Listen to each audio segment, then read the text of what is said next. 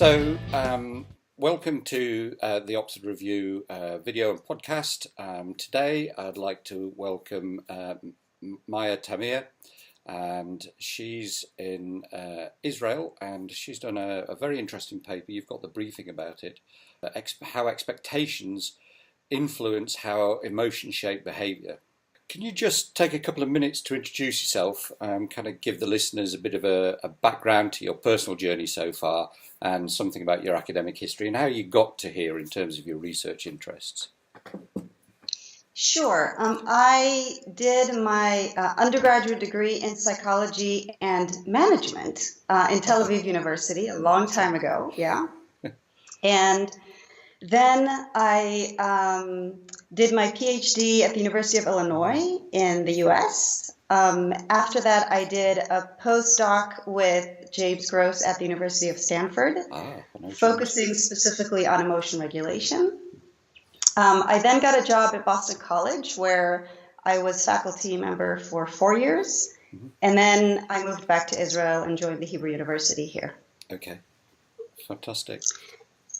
In terms of how I got to studying emotions, I mean, for me, emotions has always been the most interesting thing, not just as a psychologist, but just as a person living in the world. Yes. I was always amazed by how much of what's meaningful in the world somehow is connected to emotions.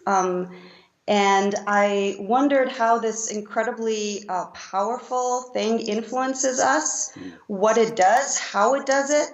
I've always felt, before I actually started studying emotions, that these things are, that they guide and drive us more than we sometimes want them to. Yes. And so I wanted to understand the mechanisms. And of course, now I think about emotions in a very different way. But that's how I got to studying emotions. Yes. Interesting. Most of my research actually deals with emotion regulation.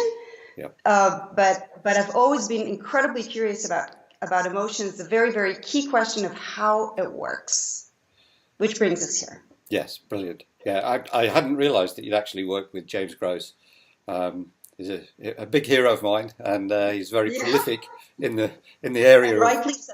Emotion regulation. I wish I had a citation record like his. So he's one of a kind. He's a wonderful person. Yes. I've met him once, and he's very generous with his time and his knowledge. Okay, brilliant. Can you just give us a quick overview as to how you ended up doing this particular? Because this paper is actually 3 studies. But how you ended up doing this series of studies and what kind of led to that? Yeah. So I'm particularly interested, as I mentioned before, in emotion regulation. And I've always been curious about why do people want to feel certain emotions and not others? And a lot of the work that I do focuses on the idea that people may be motivated to regulate their emotions in different ways. Sometimes we want to feel good. Yep. Sometimes we don't want to feel good. And so I've been curious. I wanted to understand why that is. And so I think many emotion researchers and most people, lay people who don't study emotion, always assume that emotions do certain things, that certain emotions do certain things in a fixed way, that when we're angry, we then become aggressive. And when we're afraid, we then run away. And when we're happy, then we're more creative. And that's been my assumption, like many others. And I was curious, how come some people want to feel fear and some people don't want to feel fear?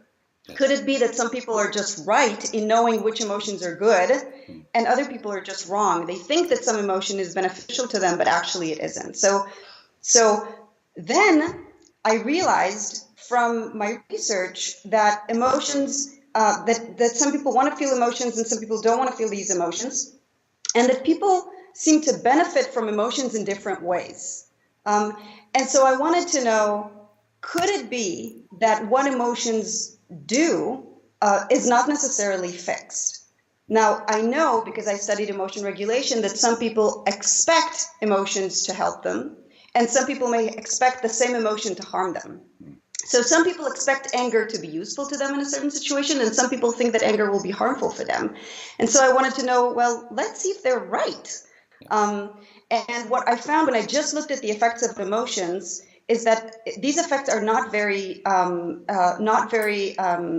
stable, that they vary and they're not fixed. And so I thought, what if, just like placebo, what we believe that emotions do for us actually ends up shaping what emotions do for us. And so it's not the case that people are right or wrong about what emotions really do. Yeah. It's that what emotions really do kind of depends on what we expect them to do. And so that's how I got to the series of studies. Yeah, that's fascinating kind of set of thinking, I suppose, to kind of get there. And one of the things that interests me in what you were just saying is about this idea of kind of going back a bit, just people actually wanting not to feel good. And that's kind of a surprise to a lot of people, because people kind of make this assumption that everybody wants to feel good. But actually, because one of the things that you talk about in the paper is about expectancy and goal-seeking behaviour. And can you just talk us through that? You know, why would somebody want to not feel good, for example? Sure. So when you asked me how I got to studying emotions, I began by saying that emotions always attracted me as something fascinating because they seem to influence us in a variety of ways. And in addition to making us feel good or feel bad, they also seem to drive us to different types of behaviors or different mode of thinking, or even they seem to shape how we interact with other people in very meaningful ways. Yeah. And so one of a key assumption in emotion research is that emotions are generally, not always, of course, but they're generally functional in the sense that they can lead to outcomes that are useful. And this is true for both pleasant and unpleasant emotions. There's a reason, potentially, for us having emotions like anger and fear, because these emotions can serve us in very specific ways when we need them to. Right. So conceptually, anger can help us actually right a wrong by propelling us to stand up for ourselves, and fear help us escape danger. Yeah. And so theoretically, both pleasant and unpleasant emotions can be useful in certain situations. Now, the question, of course, is, do we take utility into account when we engage in self-regulation? And of course, if we put emotion aside, and I asked you the same question, you would say, of course we do. I mean, that's the very key of self-regulation, right? We sit and study for exams, even though it's not fun because we care about the grade and what happens with our profession, right? We sit and write reviews or sit on projects at work, even late into the night, even if they're not fun, and prepare reports because it's going to be beneficial in the end, right? We go to the dentist, even though it's not fun, because we expect a benefit. And so the key component of self-regulation is I'm willing not to feel pleasant right now in order to maximize utility. Yeah. And so all I did is say, well, why isn't this true for emotions as well, right? Could it be that there are some cases where we want to feel an unpleasant emotion now because it's useful? Now, if you ask me, but how could negative emotions possibly be useful? Well, think about a situation that people in organizations encounter very frequently when we need to negotiate.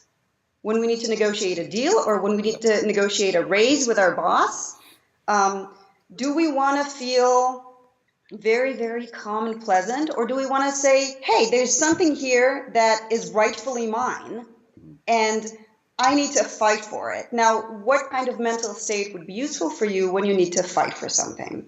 Well, I think the answer, by the way, is whatever you think is the right state of mind, but that's a slightly different question. But you can see how anger, when you need to fight for something, could be something that you may be motivated to feel. And there are similar situations where sadness or fear could be useful, and we may be motivated to feel them in order to gain some temporary benefit. Yeah, and certainly from some of the work that I've been doing, kind of some of the maladaptive kind of behaviours that we see in people, where people are driving themselves into not just fearful states, but depressive type states in order for some form of, as you say, some kind of utility. They see a payoff. One of one of my big heroes in terms of therapy, for example, is I don't know whether you've come across Frank Farelli. He does he's very interesting. One of the things that he was talking about was so he's seeing patients in terms of emotion regulation, and he said he was watching some of his patients arrive, and they seemed quite fine, walking across the car lot.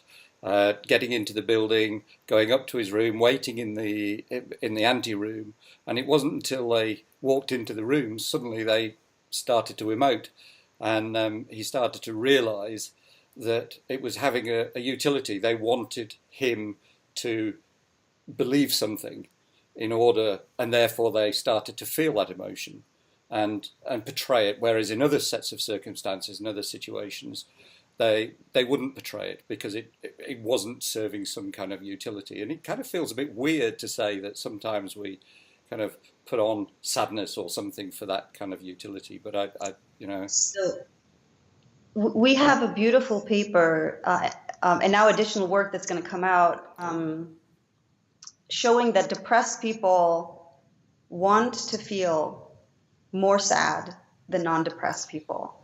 And that's, in our conversation, it's something that you and I find quite intuitive.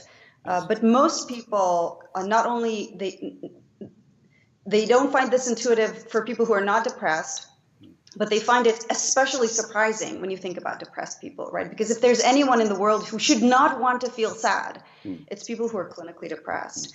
But if you give people who are clinically depressed the opportunity to regulate their emotions in whichever direction they choose, and you teach them the most effective strategy and they understand how to use it, what we find in the laboratory, and actually outside the laboratory now too, they use these tools that you give them to increase or maintain their sadness rather than to decrease it. And they choose actively not to increase their happiness. And I think that the reason is that when you see yourself as a sad person, there's some utility in hanging on to that identity that you've developed. That is, I'm a sad person. And all of a sudden, when I feel happy, you look at yourself in the mirror and you say, wait a minute, this is not me. This is something else, right? Yes. So we have an entire line of clinical work showing that people are motivated to feel various emotions. And some of this motivation is driven by how they see themselves as sad or as happy or even as angry people. So there are all kinds of benefits that we can gain from our emotions, and we are motivated to feel emotions that optimize these benefits, whether they are behavioral benefits, so emotions can influence our behavior, whether they are epistemic benefits, who am I and what is this world about, and whether they're social benefits, how is this emotion going to influence the person in front of me, and how is this going to influence the relationship. And this leads people to seek emotions that are either pleasant or unpleasant. Now, the question, though, is, right, are people right or are people wrong? And this is when we get to the next set of studies that you wanted us to chat about. Yeah. Can you just explain what you mean, are people right or are people wrong? What do you mean by that? So the question is, can we say, well, depressed people who choose to be sad simply don't understand that sadness has no benefits? And we can choose that approach, right? Do we say people who expect sadness to make them more creative are simply wrong? Because we know that happiness makes people, and excitement makes people creative. Yes. Do we say people who expect anger to make them less aggressive are simply wrong, because we know what anger does. Anger leads to aggression. And so if we want to try to improve emotion regulation, right, or optimize the way that people use their emotions in daily life, whether in the workplace or outside the workplace, we need to teach people what emotions actually do. Yeah. And then they will be motivated to seek emotions that really help them, and they'll do better. Yes. And so this is a really, really fundamental question about, well, what is the nature of emotions? What emotions actually do? Yeah, that's really interesting, because one of the things that I got interested in a few years ago was psychological payoff. So what individuals expect the payoff to be starts to drive the emotion, or they start to change the emotion in the direction of the payoff. So if they think they're going to get sympathy and some help, and that's what they're looking for, their goal is that, then they'll go into that set of behaviours, and that set of behaviours can actually start to bring on things like depression or whatever it happens to be, or they get stuck in that set of emotion, the connections between the emotions and the behaviour as a kind of a habit. And then that becomes actually clinically quite a problem, because that habit gets stronger and stronger and harder to break as time goes on. Yeah, that's really interesting. So can we just go back to the paper that actually we're talking about how expectations influence and shape behaviour? Can you just talk us through the 3 studies very quickly, and what you actually did, Maya?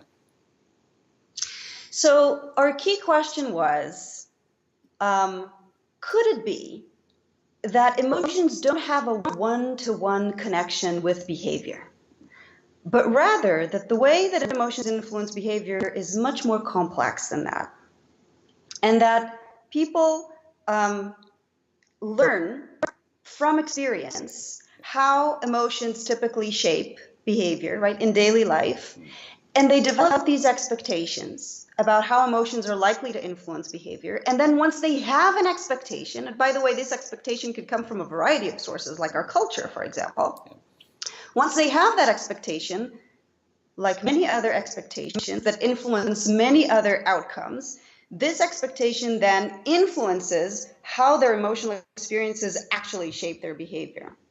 And I mentioned before the placebo effect. And so the idea is that emotions could be a little bit like placebo. When we expect them to work in a certain way, they do end up working in a certain way. And so what we did in this series of studies is test this empirically. Now, how do you test a question like this? Well, if you want to know whether expectations influence the way that emotions shape behavior, you need to, first of all, manipulate expectations about what certain emotions are likely to do. You have to manipulate emotional states to see whether there's a causal effect of emotions on behavior. And then you have to measure behavior in an objective way. So otherwise, any type of whatever people say about their behavior could just be a way of rationalizing or explaining an association that isn't really there. So what we did in the study is we tried to think about contexts in which we assume emotions to influence behavior in a certain way, contexts in which we know we can assess behavior objectively.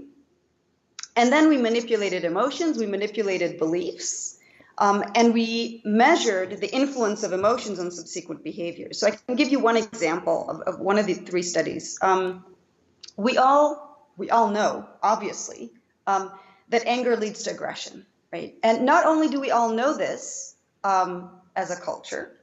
Not only do we all share this cultural assumption, but I myself ran a study where the entire study was based on this very idea. And because I wanted to show in a study a long time ago that people want to be angry when they think that anger is going to be beneficial to them. So I said, well, let's have people play a computer game. And unfortunately for all of us, I think personally, there are a lot of very, very aggressive games out there where the goal in the game is to kill as many players in the game, right, virtual players in the game, as you possibly can. And you get points for each person that you kill. And you walk around with a gun. It's called a first-person shooter. I discovered that for the purpose of this study. Anyway, right? So you walk around, Amazing. you can see how Yeah. narrow my world is. You walk around with Oh, guns I've done a similar study. and you kill people to get points, right? Yeah. And so I thought, well, this is a wonderful platform to test ideas about what anger does. And we actually got people angry in the lab. We had them listen to heavy metal. And there's a great reason why we made people angry That's by listening fantastic. to angry music.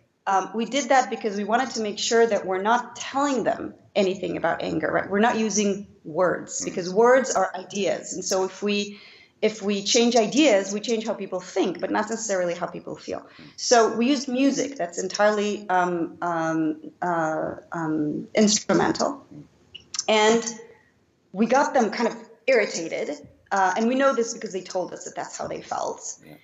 And then we had them play the first person shooter, and we saw that people who were angrier actually did kill more people. Oh, wow. So, yeah, in the game. So I said, well, why do we kill more people in the game, right? It could be that it is really because anger makes people more aggressive, or because all these people, as I actually know, because I asked them, they expected anger to kill more people. So in this study, in the paper that we're talking about, I took the very same task. And people were told that they're going to play a game. And then we told them, we gave them bogus, and to manipulate their expectations, we gave them bogus information from presumably prior participants in the game. And so they got a little input saying, to do well on this game, you have to be really focused. Which makes a lot of sense and is entirely unrelated to emotions.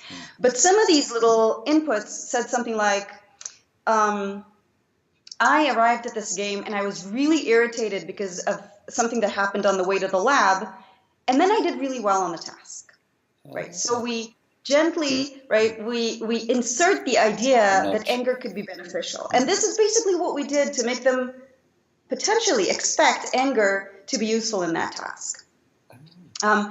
Then some people were told this thing, and some people were told that either anger is unrelated or that anger can be harmful. And then we induced anger in some people by having them listen to the angry music, and other people listened to neutral music that did not get them angry. And then we had them play the game where it's a first-person shooter. Fantastic. You get a virtual gun, and you have to kill everybody around you. And we counted the number of people that were killed. So many people who study emotion would say anger leads to aggression, and therefore, whether you believe anger whether you expect anger to help you, whether you don't expect anger to help you, that shouldn't make any difference whatsoever on what anger actually does. People who are angry should be more violent than people who are not. But that's not what we found. What we found is that the impact of anger on aggression was dependent on what people expected anger to do. People who expected anger to help them killed more people than people who did not expect anger to help them. Yeah, brilliant. Actually, they're so interesting because it's funny, I kind of did a reverse study of this way back in the 90s, where we took people and gave them two different populations on two different types of video game. One was a shooting video game, which was an aggressive video game, and one was actually what they were doing was rafting down a river. Same controls, but completely different games. And then what we did was we measured the level of aggression afterwards, to see whether aggressive video games do promote aggressive thinking and behaviour afterwards, and fairly conclusively it does. Just doing those kinds of activities creates, at least for a short while, and I suppose it depends on how often you're doing it. But that's really interesting. It's a great way of doing it.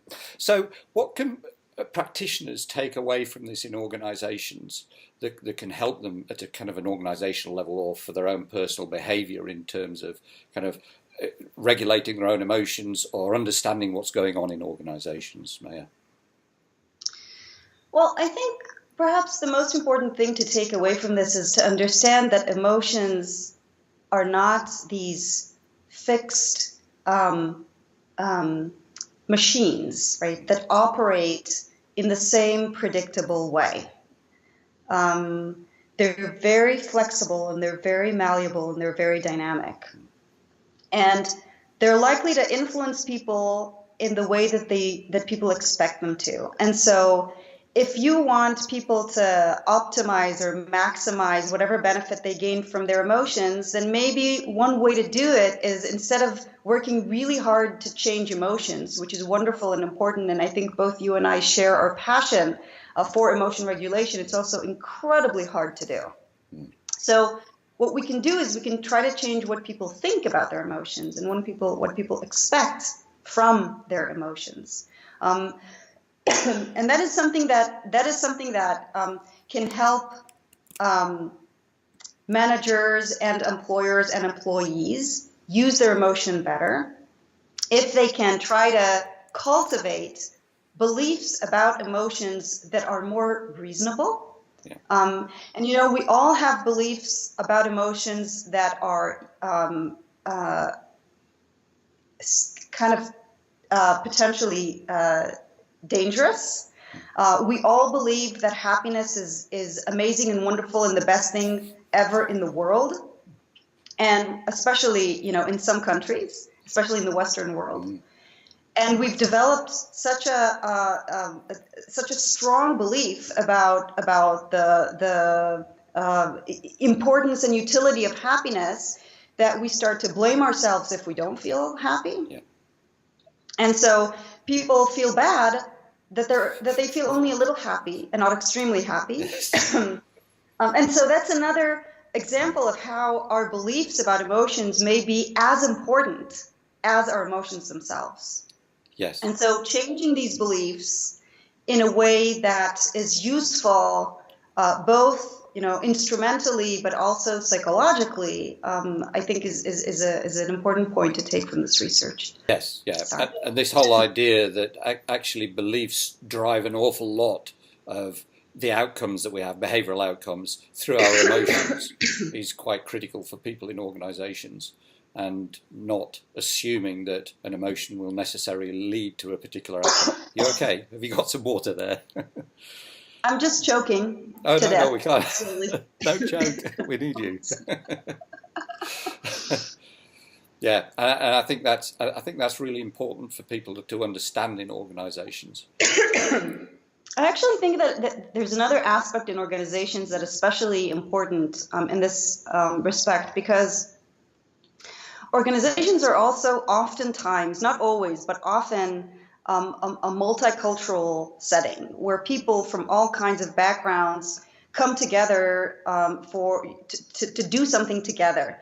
And it's important to understand that different people can have a different set of beliefs.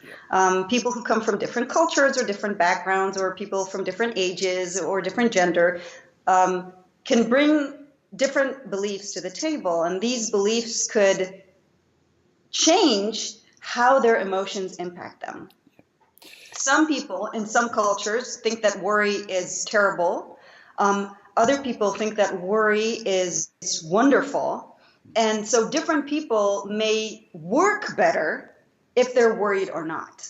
And so the more sensitive we are to each other and to the set of beliefs that we bring to the table, the more we can help people find those emotional states that would optimize their performance and their behavior in the organization.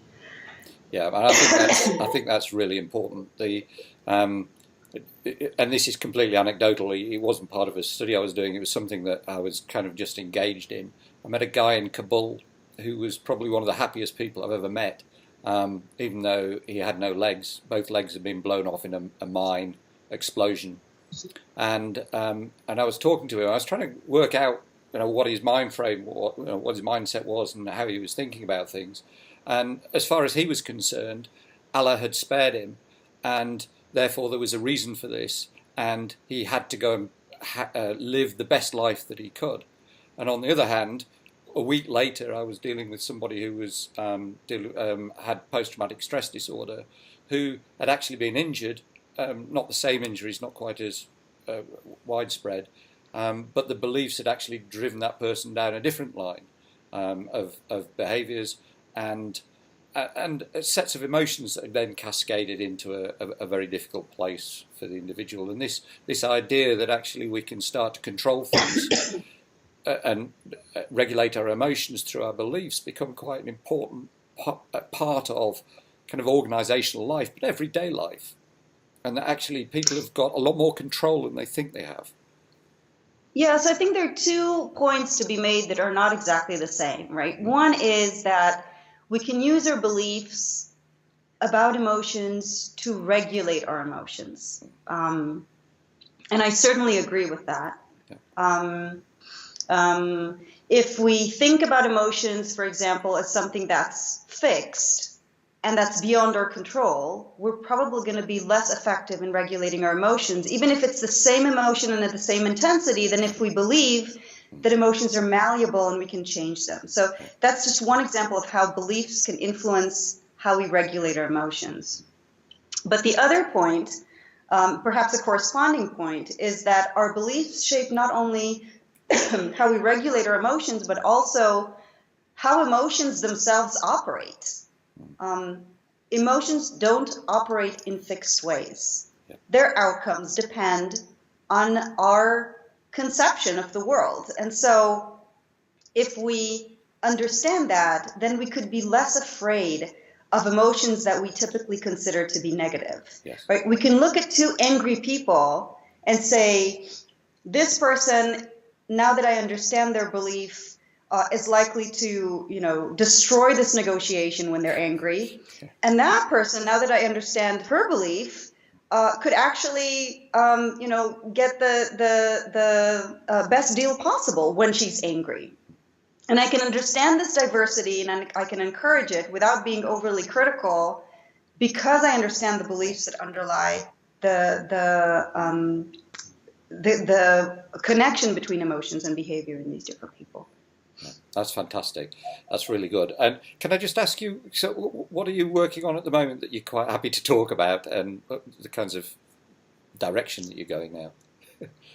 Just the things that you're happy to talk about, I understand. That's like the hardest question, because there are always so many potential answers that, like, pick and choose is really hard. There are many questions that I'm curious about. One thing that I'm very curious about has to do with how people learn what emotions can do. Even if emotions can do very different things for very different people, somehow, we don't walk around in the world as we did in our little paper that you talked about, where we get these expectations inserted into our heads by devious experimenters, right? In the world, we somehow develop these expectations, and I am very curious in understanding how they're developed. So some of and what we're trying to do in my laboratory is examine this question from multiple perspectives simultaneously. So one way is to look at very, very basic learning mechanisms to see whether people develop these expectations from their own direct experience, right? If I'm angry and I get positive feedback, and then I'm angry again and I get positive feedback, I then cultivate the expectation that when I'm angry, good things happen, right? So that would be one possibility. Another possibility is by pure observation, right? If I look at other people around me in my close circle, and I see that whenever my best friend is angry, they then get their work done, then I may develop this expectancy that anger should help people get their work done.